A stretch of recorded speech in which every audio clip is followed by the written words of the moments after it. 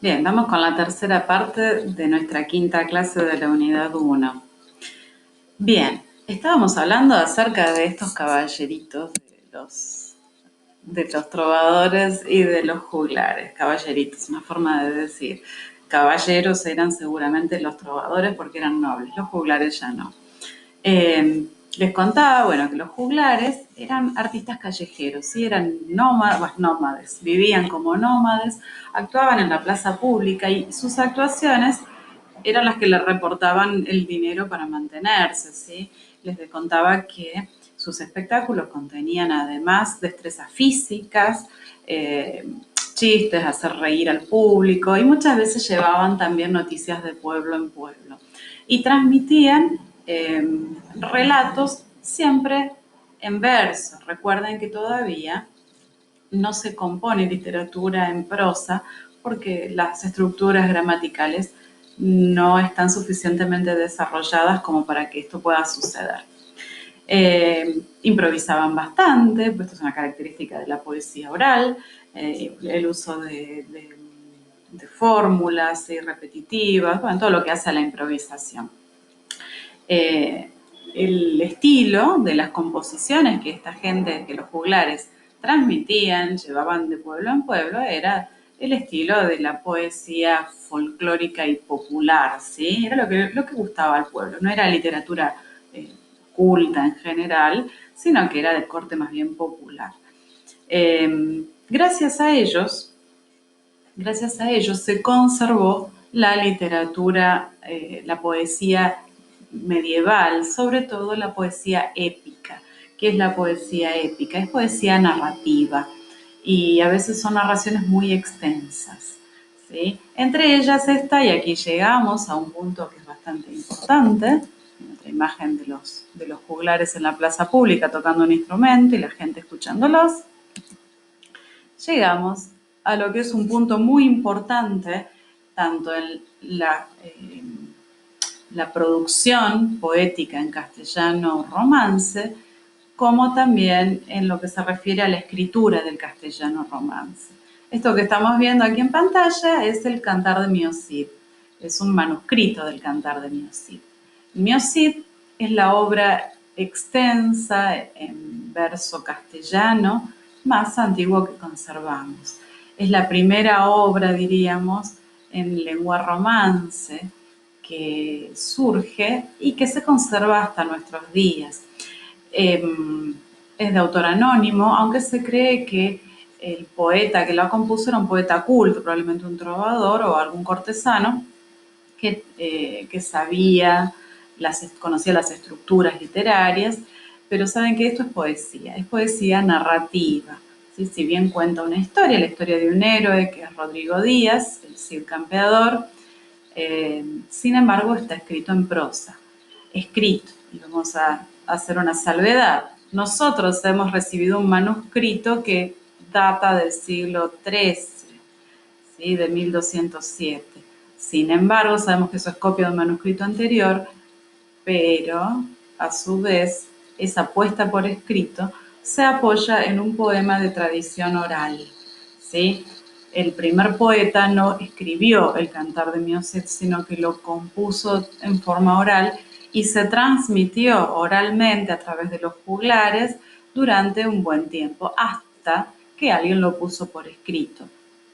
Se estima que fue compuesto en el 1150. Se ve que la lengua ya tenía un desarrollo suficiente como para componer un poema extenso, tiene más de 3.700 versos, es largo. Los que están en quinto lo habrán visto el año pasado. Y les decía que el manuscrito más antiguo que tenemos es del siglo XIII de un señor llamado Pedro, que era abad, o sea que era un monje, ¿sí? Copista. Él fue el que lo transcribió, obviamente no el que lo compuso. Entonces, un hito muy importante, tanto en la producción literaria como en la producción escrita de la lengua castellana, es esto, la composición del Cantar de Mio Cid en torno al 1150. ¿Sí?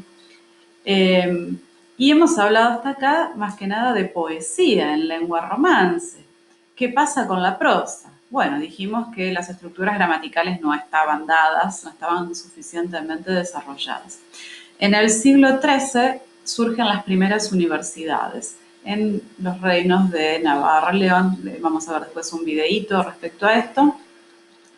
Y las universidades tienen como propósito ser vehículos de la cultura, ¿no? Y formar profesionalmente a quienes pudieran acceder, que obviamente no era todo el mundo ni cualquiera. Había una competencia entre los diferentes reinos, Castilla, León, Navarra, y entonces cada uno tenía su propia universidad. Las universidades surgen con muy poquitos años de diferencias en los diferentes reinos.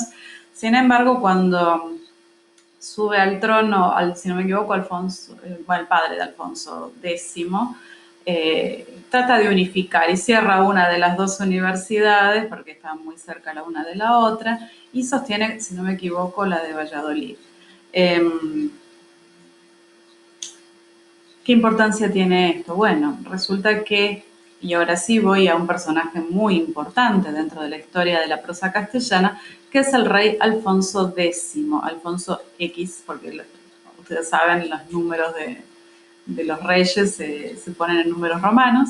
Alfonso X fue apodado Alfonso el Sabio, el rey sabio, y era un personaje muy completo que por su ascendencia familiar aspiraba a ser emperador del Imperio Romano Germánico, cosa que buscó toda su vida y no logró. Sin embargo, pasó a la posteridad con este nombre, del Rey Sabio. Era un personaje polifacético, sabía hacer muchísimas cosas, era un príncipe con todas las características esperables, todas las virtudes esperables en un noble, y entre ellas consideró a la nueva lengua, el castellano romance, nueva. Nosotros decimos nueva, resulta que ya había 700 años de tradición oral, sobre todo. Pero Alfonso X fue un visionario con esto. Si bien nunca perdía de vista la cuestión política, recuerden los factores por los que se imponen y cambian las lenguas, que el factor político no es un factor menor. Él aspiraba a que el castellano, que era la lengua de Castilla, este castellano romance, este dialecto que se hablaba y no se sabía muy bien cómo escribirlo, se convirtiera en una lengua predominante en la península ibérica. ¿De qué manera lo iba a lograr? Bueno, por empezar, los documentos del reino tenían que dejar de escribirse en latín y comenzar a escribirse en lengua castellana. Así es que Alfonso X le da un impulso muy importante a la lengua castellana como, por empezar, como un vehículo de predominancia política, ¿sí? Los documentos y las leyes del reino fueron escritas en castellano, ¿sí? Con caracteres latinos. Pero no solamente aspiraba a hacer del castellano un vehículo de predominancia política, sino que quería hacer del castellano un vehículo, vamos a poner ya una fotito de Alfonso, esta otra del Cantar de Mio Cid, y acá está Alfonso, ese es Alfonso. Él quería hacer del castellano una lengua que fuera vehículo de la cultura. Hasta entonces no era posible, porque el castellano no tenía reglas. Y Alfonso no genera una gramática para el castellano, pero se ocupa personalmente de convertir al castellano en una lengua cultural. ¿Cómo lo hace? Bueno, no sé si ustedes recuerdan esto que hablábamos siempre sobre la convivencia de las tres culturas en la península ibérica, y Alfonso decide aprovechar estas circunstancias de la convivencia de árabes, de hebreos, judíos y de cristianos latinos. Y entonces va a aprovechar las tres lenguas y las tres culturas para traducir al castellano todas las obras importantes de su época que todavía no estaban traducidas al castellano, en prosa. El tema es que, claro, el castellano no tenía la flexibilidad que tiene ahora, así que Alfonso X dirigió la traducción de esas obras. Él era el referente. Tuvo que crear palabras nuevas, tuvo que asentar estructuras, Una vez que se elegía una determinada estructura gramatical, se la mantenía para las siguientes veces que apareciera. Del mismo modo, los nombres para determinadas cosas que por ahí no existían todavía en castellano, Alfonso las toma del latín y las acomoda para que suenen al estilo castellano, y muchas de esas palabras se incorporaron al léxico y las estructuras también. Así que contribuyó a fijar estas nuevas formas. No es la traducción lo único que hace. Les voy a mostrar, a ver si lo tengo acá. Esta foto es de la Escuela de Traductores de Toledo, que fundó, en realidad ya existía antes de Alfonso X, pero le dio un impulso muy importante y consiguió los eruditos más sabios de las tres lenguas y de las tres culturas para traducir estas obras. Acá hay un cartelito un poquito más de cerca. Era un desafío muy importante el que se propuso Alfonso, porque habíamos mencionado antes que las otras lenguas, tanto el latín como el árabe como el hebreo, eran lenguas con una muy larga tradición literaria y gramatical, y era un desafío volcarlo en una lengua que era tan imperfecta todavía como el castellano en esa época. Entonces decimos que Alfonso va configurando la gramática castellana. Todavía no hay una gramática bien estructurada, pero Alfonso la va configurando, se toma ese trabajo y él mismo personalmente revisa los manuscritos.